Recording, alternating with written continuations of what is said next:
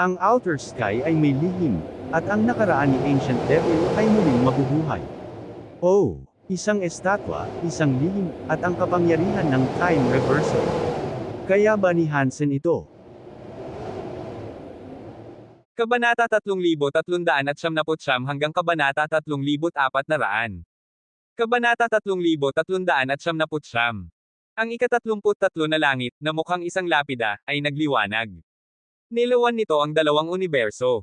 Nagniningning ang Geno tablet sa buong mundo at lahat ng pangalang nakascribble dito ay tila may hindi kapani-pani, walang salamangka at dami ng liwanag. Magsisimula na sa wakas ang mga laban ng Geno tablet. Kapag nanalo si Chinchu, masama ito. Nasa mga ulap si Godhole Leader at naghahanda na panoorin ang mangyayari sa Geno tablet. Mukha siyang seryoso. Bumalik si Hansen sa Time Sky. Ang Sky Clock ay hindi pa bumabalik sa karaniwang anyo. Mukha pa rin itong isang lapida. Tinitigan ni Hansen ang Sky Clock at sinabi, magsisimula na ang mga laban sa Geno tablet.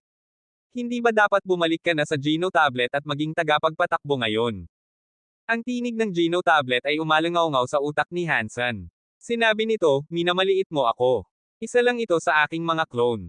Ang tunay kong espiritu ay mananatili sa Geno tablet upang pamunuan ang mga kaganapan.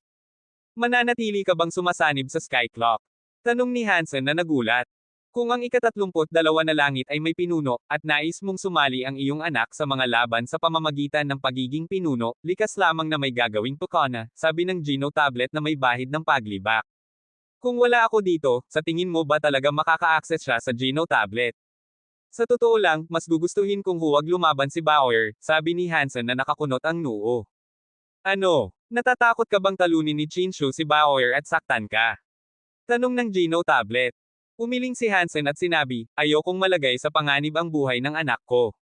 Kung maaari, mas gusto kong maresolba ang mga bagay na ito sa ibang paraan. Hindi mo ito malulutas sa ibang paraan, sabi ng Geno tablet. Hindi pa sapat ang ebolusyon ng iyong genes. Wala ring mangyayari kahit subukan kitang tulungan. Gusto pang magsalita ni Hansen, ngunit mabilis itong pinutol ng Geno tablet. May paparating ng ibang mga nilalang. Ayokong malaman ng iba ang tungkol sa pag-iral ko. Ikaw na ang bahala dyan. Pagkatapos noon, ang Geno tablet, na nasa anyong Sky Clock, ay dumaong sa kamay ni Hansen. Ibinulsa ito ni Hansen sa kanyang robe. Lumapit si Ancient Devil kay Hansen at sinabi, ngayon, panahon mo nang tuparin ang pangako mo. Itinuro ni Hansen ang kumikislap na 33 skies at sinabi, magsisimula na ang laban sa Geno tablet. Pwede bang ayusin ko muna ang problema mo pagkatapos ng laban? Huwag kang mag-alala, sabi ni Ancient Devil. May pinuno ang ika-32 na langit. Hindi magsisimula ang laban ng Geno tablet sa loob pa ng 10 araw. Sa susunod na 10 araw, anumang nilalang na makarating sa 33 skies ay maaaring hamanin ang mga lumang pinuno. Kung manalo sila, sila ang magiging bagong pinuno. Papayagan silang sumali sa tunay na laban ng Geno tablet. Talaga, akala ni Hansen na nag-iimbento lang siya, pero tinatanong niya ito para sa Geno tablet. Gusto niyang malaman kung nagsasabi ito ng totoo. Tama siya, sagot ng Geno tablet. 10 araw. Sapat na panahon iyon para gawin natin ito. Kung magiging maayos ang lahat, 1 araw lang ang kakailanganin natin. Hindi marinig o makita ni Ancient Devil ang pagsasalita ng Geno tablet. Diretso siyang nakipag-usap kay Hansen. Tumingin si Hansen kay Ancient Devil at nagtanong, oo nga pala, pwede mo bang sabihin kung para saan mo kailangan ang Sky Clock?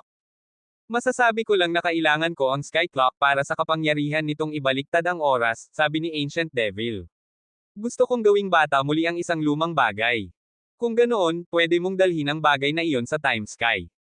Kapag umiikot ang time wheel, pumili ka lang ng lugar kung saan paatras ang ikot ng mga karayom. Hindi makapaniwala si Hansen. Umiling si Ancient Devil. Kung ganoon lang kasimple, hindi na sana ako pupunta sa Time Sky. Ang bagay na iyon ay matanda at kakaiba, kaya hindi ito kayang galawin ng ordinaryong kapangyarihan. Ang reverse time power lang ng Sky Clock ang posibleng magpabata rito, at maaaring hindi pa ito umubra. Kung hindi gagana, hahanap ako ng ibang paraan. Sa ganoong kaso, sasama ako sayo.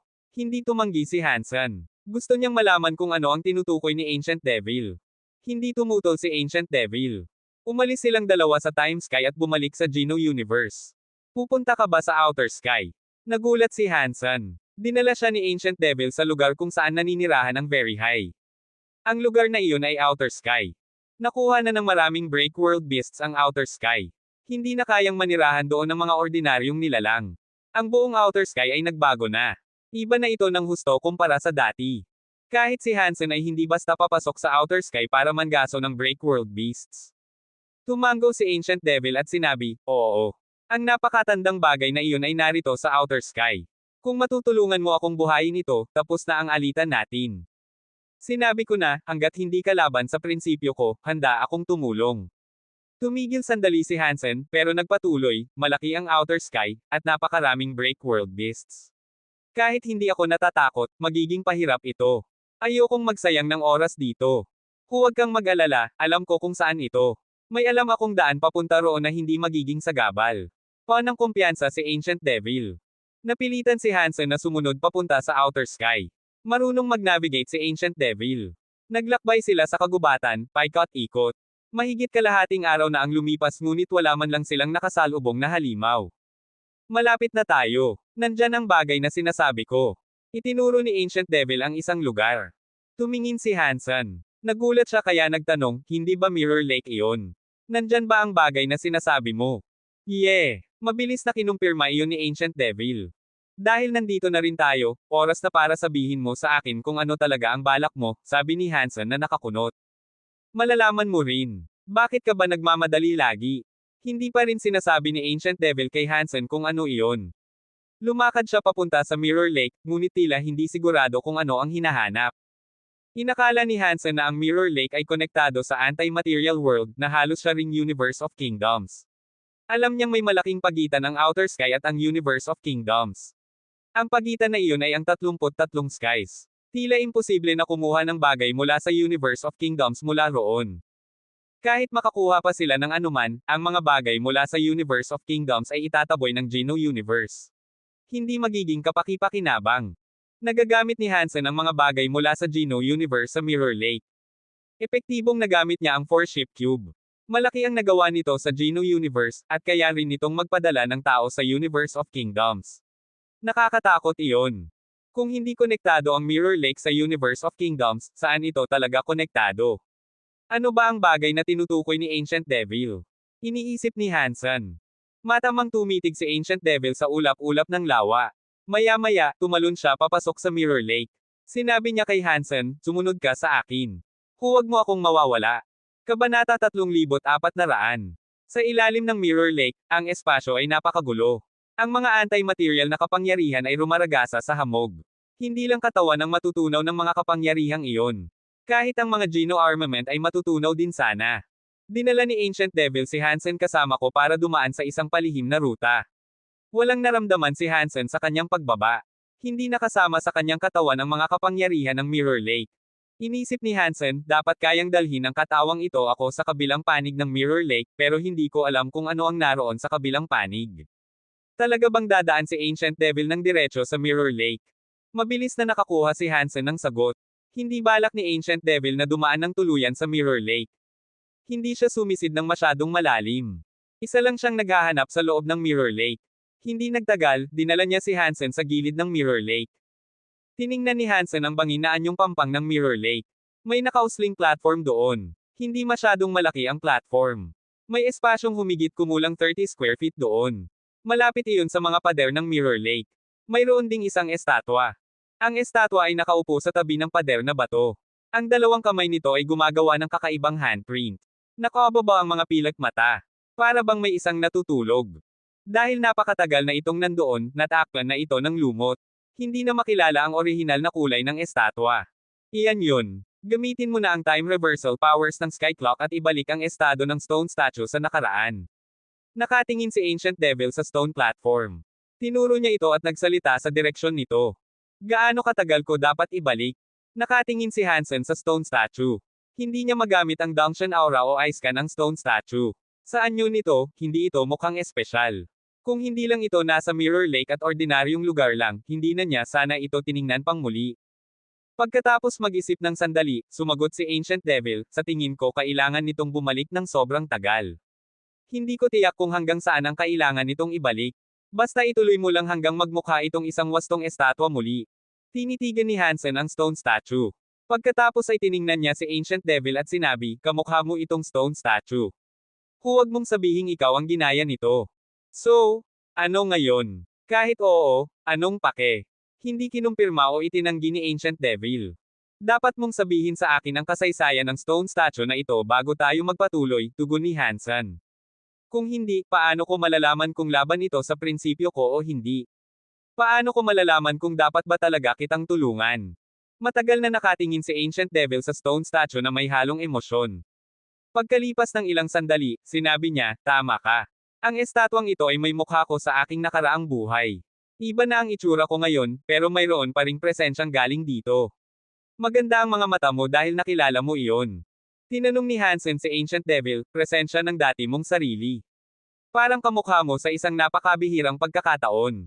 Hindi mahirap sa akin na maramdaman ang mga bagay tungkol sayo. Pero bakit mo naman iniwan ang estatwa ng nakaraang buhay mo rito sa Mirror Lake?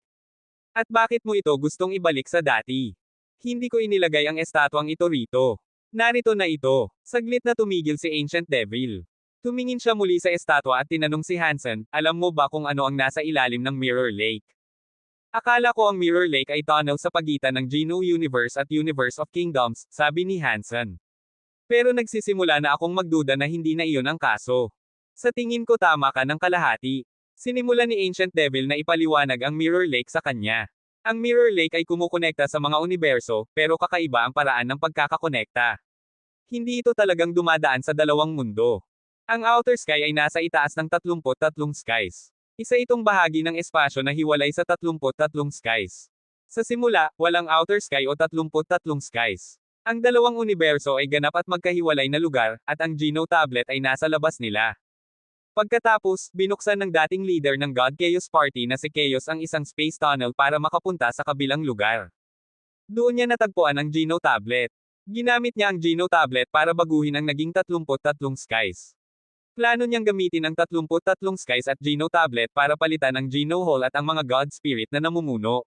Sa ganoon, siya lamang ang maging pinuno ng universo. Sa huli, nabigo ang plano niya. Hindi maayos ang pagkakigawin ng 33 skies. Nang magsimula ang labanan, nag-reset ang universo at nabasag sa proseso. Sa loob ng outer sky, may isang lugar na hindi binago ni Chaos. Kaya may nakausling lugar nang masira ang 33 skies.